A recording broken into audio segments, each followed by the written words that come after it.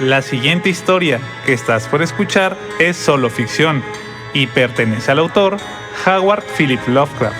Esperemos disfrutes de este audiolibro, el cual llega a ustedes gracias a la librería anticuaria El Llano en Llamas. Link en la descripción.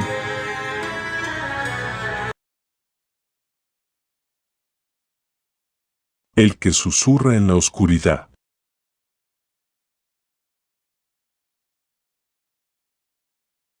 No me pregunten cuánto duró mi inesperada somnolencia, ni cuánta parte de lo que siguió fue sueño o realidad. Si les digo que me desperté en determinado momento y que oí y vi ciertas cosas, ustedes se limitarán a contestar que no me desperté entonces, y que todo fue un sueño hasta el instante en que salí corriendo de la casa. Me dirigí hacia el cobertizo donde había visto el antiguo Ford y me apoderé del vehículo para una demente carrera a través de las embrujadas colinas que al final me llevó, tras muchas horas de vagar por frondosos y amenazadores laberintos, a un pueblo que resultó ser Townsend. Naturalmente, ustedes también desestimarán el resto del informe y declararán que todas las fotografías, sonidos grabados, sonidos del cilindro y la máquina y evidencias similares fueron parte del engaño a que me sometió el desaparecido Henry Eckley.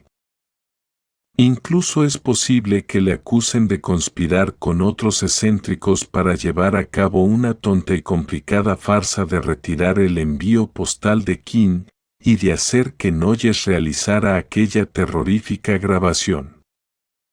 Sin embargo, es extraño que Noyes todavía no haya sido identificado, que no se le conociera en ninguno de los pueblos vecinos a la granja de Ackley, a pesar de que debía de haber estado frecuentemente en la región. Ojalá hubiera aprendido de memoria el número de su matrícula, o quizás sea mejor que no lo hiciera. Porque yo, a pesar de todo lo que ustedes digan, y a pesar de todo lo que yo intento decirme a veces a mí mismo, sé positivamente que una de las terribles influencias exteriores se ocultan en las colinas semidesconocidas, y que esas influencias tienen espías y emisarios en el mundo de los hombres. Lo único que le pido a la vida en el futuro es mantenerme lo más lejos posible de tales influencias y tales emisarios.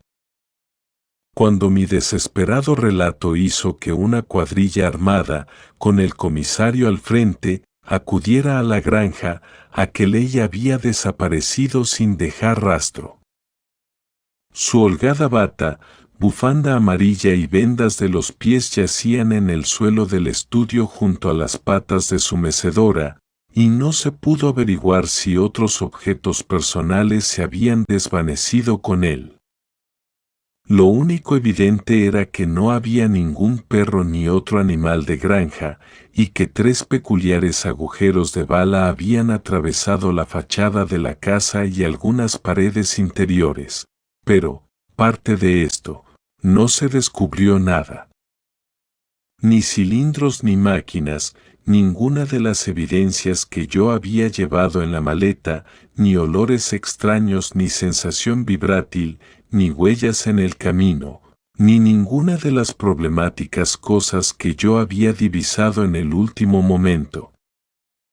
Me quedé una semana en Brattleboro después de mi huida, haciendo investigaciones entre la gente de toda clase que había conocido a Ackley, y los resultados me convencieron de que el asunto no era una invención de los sueños o imaginaciones. La extraña compra de perros, municiones y sustancias químicas por parte de Ackley, así como el corte de los cables de su teléfono, son asuntos de peso, y todos los que le conocían, incluido su hijo de California, reconocieron que sus ocasionales observaciones respecto a curiosos estudios tenían cierta consistencia. Los ciudadanos solventes le creían loco, y proclamaban sin vacilar que todas las pruebas facilitadas eran meros engaños ideados con demencial astucia y posiblemente debidos a sus excéntricos asociados. Pero los más humildes confirmaban sus declaraciones desde el principio hasta el final. Les había mostrado algunas fotografías y la piedra negra, y también les había hecho escuchar la grabación, y todos ellos afirmaban que las huellas y el zumbido que imitaba una voz humana era como los descritos en las leyendas ancestrales. También decían que se habían visto y oído cosas sumamente sospechosas cerca de la casa de Aqueley a partir del día en que éste encontró la piedra negra y que nadie se acercaba por allí, a excepción del cartero y otras personas indiferentes u obstinadas. La montaña oscura y Round Hill eran lugares notoriamente embrujados, y no me fue posible hallar a nadie que hubiese explorado alguno de los dos. Testimoniaban las ocasionales desapariciones de nativos a lo largo de la historia del distrito, y estas ahora incluían al semivagabundo Walter Brown, mencionado en las cartas de Aqueley.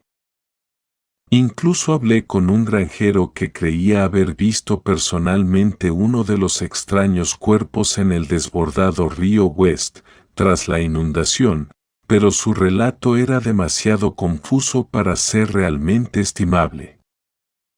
Al irme de Brattleboro decidí no regresar jamás a Vermont y estaba completamente seguro de mantener mi resolución.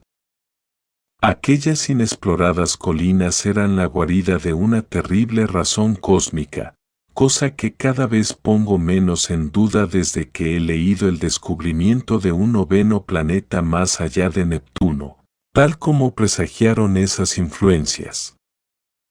Los astrónomos, con un espantoso acierto que ellos ni siquiera sospechan, lo han llamado Plutón. Yo creo, firmemente, que no es otra cosa que el oscuro Yugot, y me estremezco siempre que trato de averiguar la verdadera razón por la que sus monstruosos habitantes desean que haya sido descubierto de esta forma y en este preciso momento.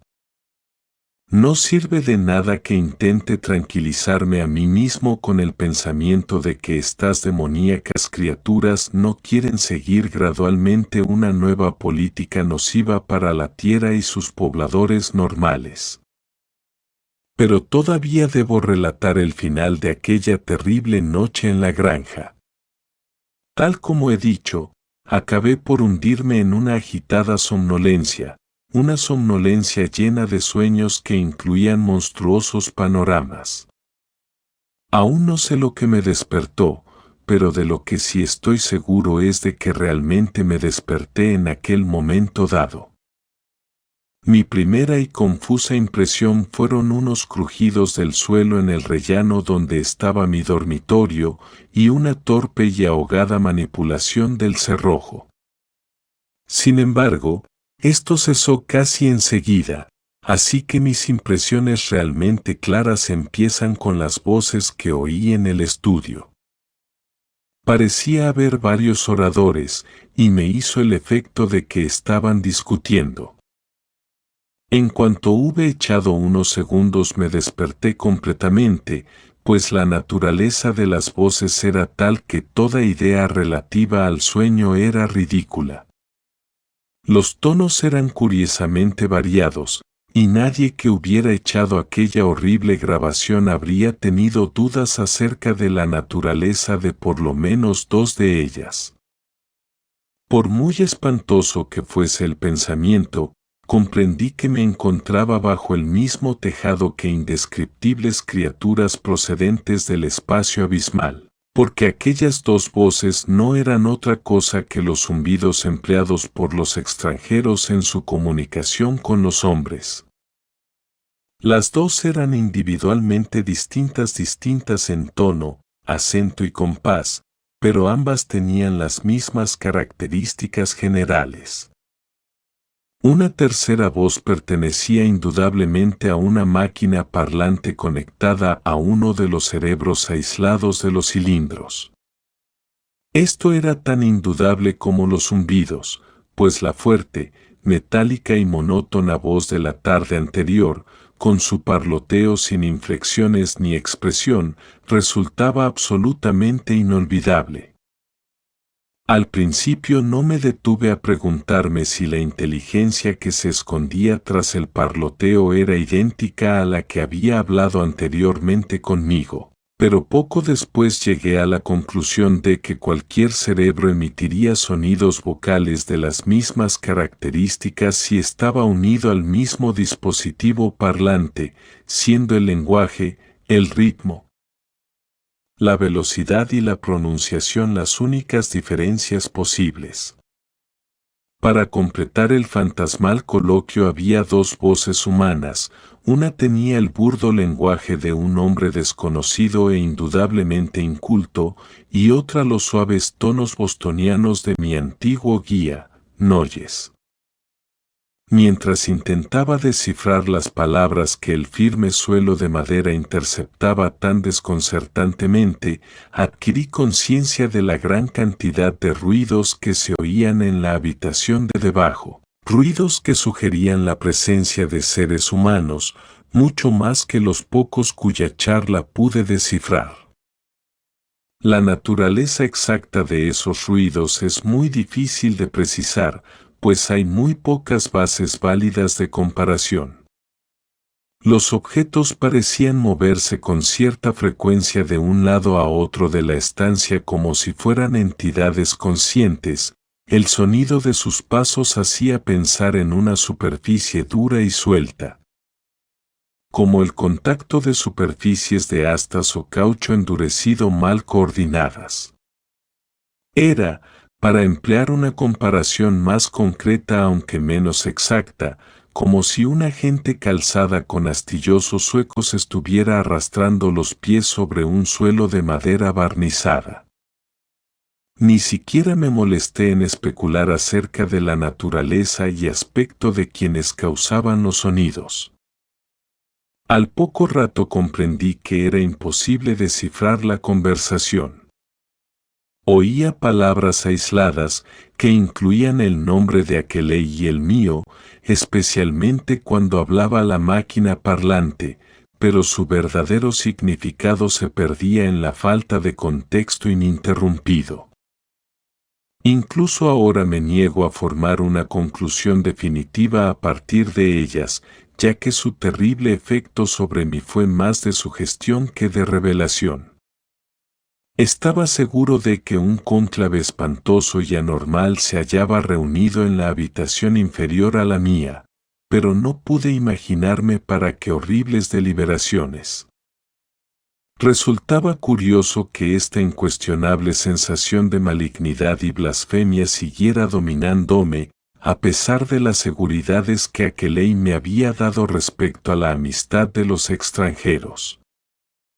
Tras escuchar pacientemente, empecé a distinguir las voces, aunque no podía descifrar gran cosa de lo que éstas decían. Me pareció sorprender ciertas emociones típicas tras algunos de los oradores. Una de las voces similares a un zumbido, por ejemplo, poseía una inequívoca nota de autoridad, mientras que la voz mecánica, a pesar de su energía y regularidad artificiales, parecía encontrarse en una posición de subordinación y ruego. Las entonaciones de Noyes resumaban una especie de atmósfera conciliatoria. No pude interpretar ninguna otra. No oí el familiar susurro de Aqueley, pero no me extrañó porque sabía que dicho sonido no podía atravesar el grueso suelo de mi dormitorio. Trataré de reflejar algunas de las palabras sueltas y demás sonidos que entendí, clasificando a los oradores lo mejor que pueda. Las primeras frases reconocibles que comprendí pertenecían a la máquina parlante. La máquina parlante. Culpa mía. Devolución de las cartas y la grabación. Ya es suficiente. Comprendido. Ver y oír. Maldita sea. Al fin y al cabo, una fuerza impersonal. El cilindro nuevo y brillante. Dios mío. Primer zumbido. Hora de detenernos. Pequeño y humano. Akeley. Cerebro. Dice. Segundo zumbido. Nyarlathotep. Wilmart. Grabación y cartas. Impostura despreciable. Noyes. Una palabra o nombre imposible de pronunciar, posiblemente, Cactún. Inofensivo. Paz. Un par de semanas. Teatral. Ya te lo había dicho. Primer zumbido. No hay razón. El plan original. Efectos. Noyes puede vigilar. Round Hill. El cilindro nuevo. El automóvil de Noyes. Noyes. Bueno, todo tuyo. Aquí abajo. Descansar. El lugar. Varias voces a la vez en conversación distinta. Muchas pisadas, incluso el peculiar arrastre de pies. Una especie de curioso aleteo. El ruido de un automóvil al ponerse en marcha y retroceder. Silencio. Esta es la esencia de lo que mis oídos percibieron estando rígidamente acostados sobre la extraña cama del piso superior de la granja embrujada, en medio de las diabólicas colinas, acostado totalmente vestido, con un revólver en la mano derecha y una linterna en la izquierda. Como ya he dicho, me desperté de repente, pero una especie de incomprensible parálisis me mantuvo inmóvil hasta mucho después de que se extinguieran los últimos ecos de los sonidos. Oí el monótono tic-tac del antiguo reloj de Connecticut, situado en alguna parte del piso inferior, y al fin distinguí los irregulares ronquidos de alguien que dormía. Akeley debía de haber cedido al cansancio después de la extraña sesión y comprendí que así fuera. Me sentía incapaz de decidir lo que debía pasar o lo que debía hacer. Al fin y al cabo, ¿qué había oído aparte de lo que mis informes precedentes hacían despertar? ¿Acaso no sabía que los indescriptibles extranjeros tenían abierta la puerta de la granja? Sin duda, Akeley había sido sorprendido por su inesperada visita. Sin embargo, hubo algo en aquella fragmentaria conversación que me heló la sangre en las venas, provocó en mi interior las dudas más grotescas y horribles, y me hizo desear fervientemente que pudiera despertarme y comprobar que todo había sido un sueño. Creo que mi subconsciente debió captar alguna cosa que pasó desapercibida para mi estado consciente. Pero ¿y Akeley? ¿Acaso no era amigo mío y no hubiera protestado si me amenazara algún peligro? Los pacíficos ronquidos que se oían abajo no hacían más que ridiculizar mis temores súbitamente intensificados. Era imposible que Akeley hubiera sido utilizado en contra de su voluntad para servir de cebo y atraerme a las colinas con las cartas, las fotografías y la grabación. ¿Era posible que aquellas criaturas pretendieran absorbernos a ambos en una destrucción común porque ya sabíamos demasiado? Volví a pensar en la brusquedad y anormalidad de aquel cambio en la situación que debió ocurrir entre la penúltima y última carta de Akeley. El instinto me decía que algo iba mal. No todo era como parecía. El amargo café que no me decidí a tomar no podía haber sido el intento de alguna entidad desconocida y oculta para drogarme.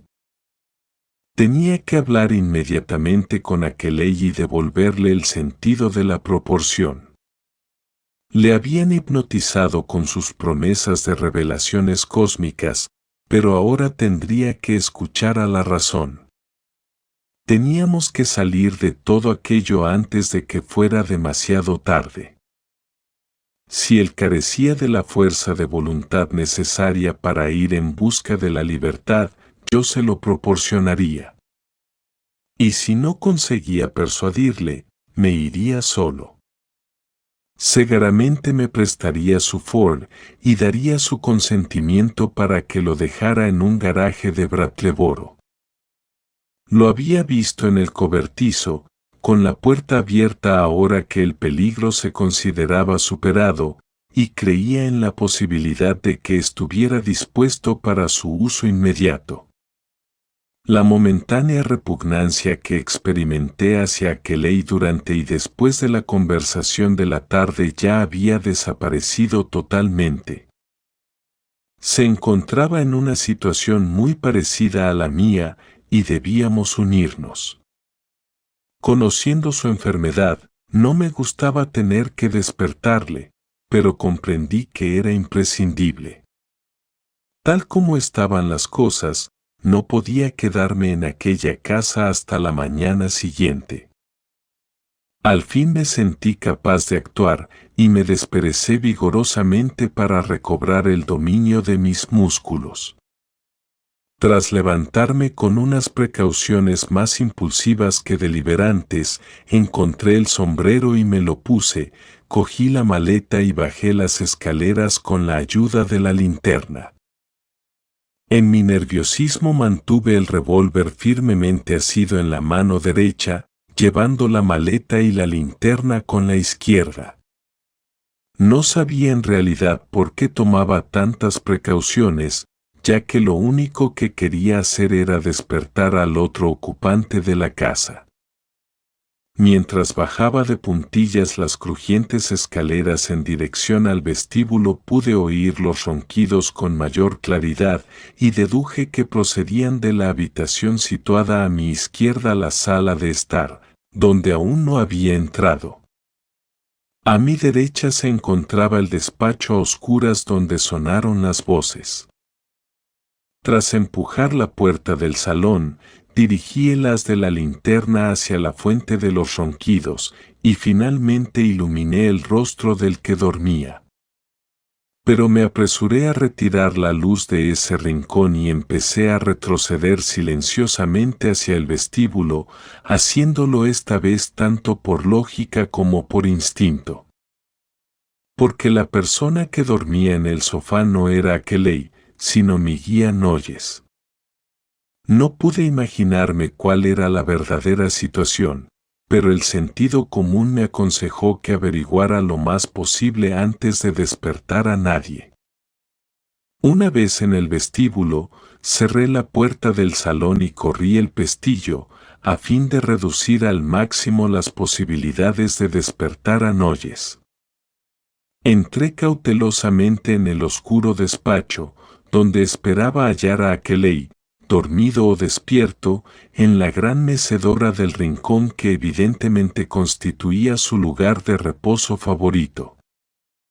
A medida que avanzaba, los rayos de mi linterna iluminaron la gran mesa central, revelando uno de los diabólicos cilindros con las máquinas de vista y oído adicionales, y una máquina parlante junto a ellas, preparada para conectarse en cualquier momento.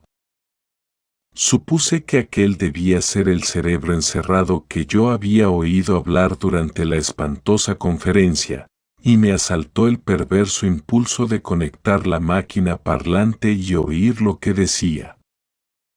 Comprendí que, de todos modos, debía de haber advertido mi presencia. Los accesorios de vista y oído no podían dejar de descubrir los rayos de mi linterna y el débil crujido del suelo bajo mis pies. Pero al final resolví no tocar nada. Me fijé distraídamente en que era el nuevo y brillante cilindro que ostentaba el nombre de Aqueley en su superficie, el mismo que había visto en el estante por la tarde y que mi anfitrión me rogara dejar en su sitio. Cuando ahora pienso en aquel momento, solo puedo lamentar mi timidez y desear que hubiera tenido la osadía necesaria para hacer hablar al aparato. Dios sabe qué misterios, horribles dudas y cuestiones de identidad habría aclarado. Pero, por otra parte, quizá fue mejor no hacerlo. Desde la mesa enfoqué la linterna hacia el rincón donde creía encontrar a Kelly, y mi perplejidad fue enorme al ver que en la gran mecedora no había ningún ocupante humano, ni dormido ni despierto. Encima del asiento se veía la holgada bata, y en el suelo se hallaban la bufanda amarilla y los enormes vendajes para los pies que yo juzgara tan extraños.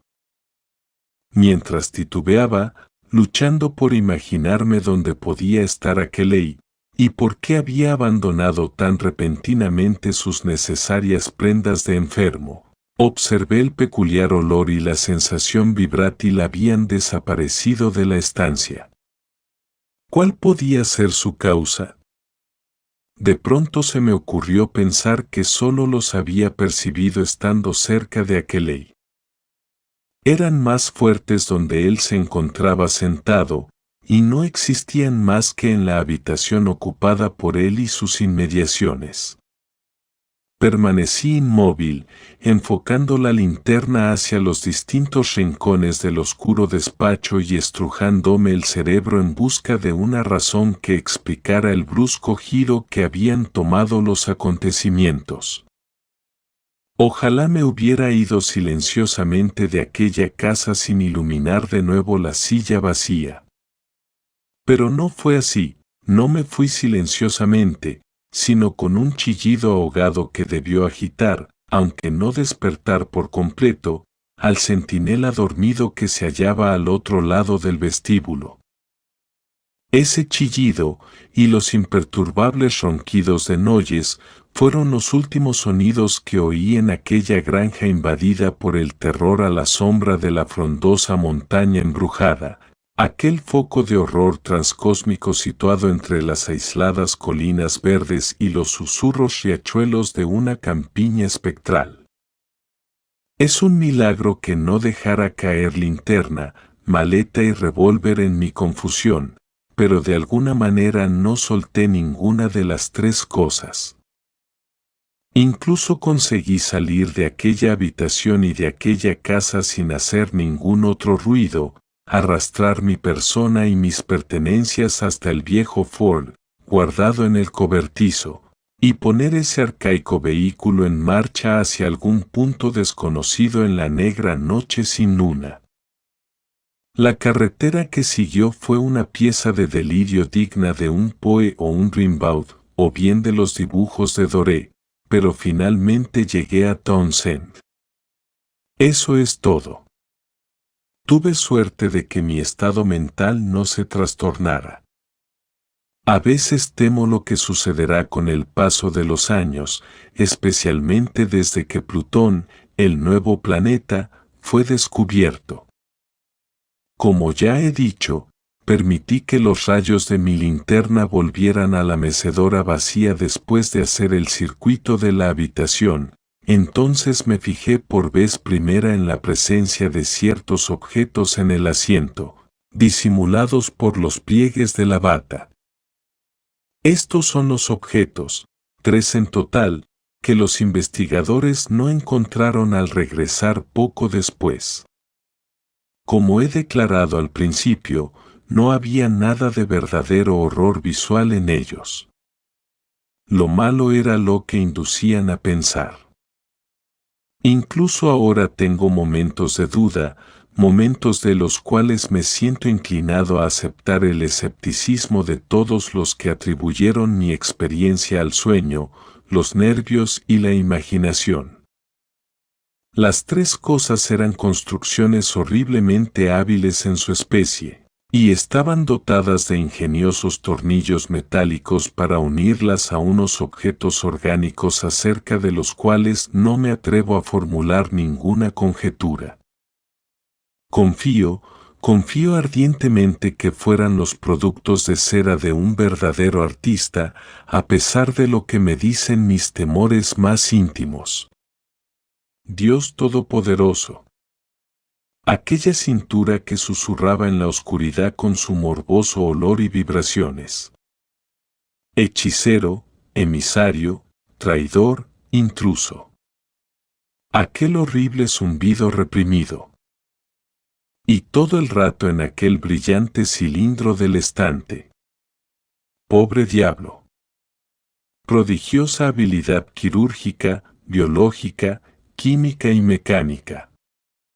Porque los objetos que vi sobre la mecedora, perfectos hasta el último detalle de microscópica semejanza o identidad, eran la cara y las manos de Henry Walworth Eckley. Si llegaste hasta esta parte, gracias por ver el video. Traemos historias nuevas, los días jueves, sábados y domingos.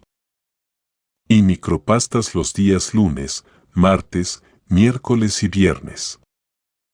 Si te gusta nuestro contenido y está dentro de tus posibilidades, apoyarnos de forma monetaria.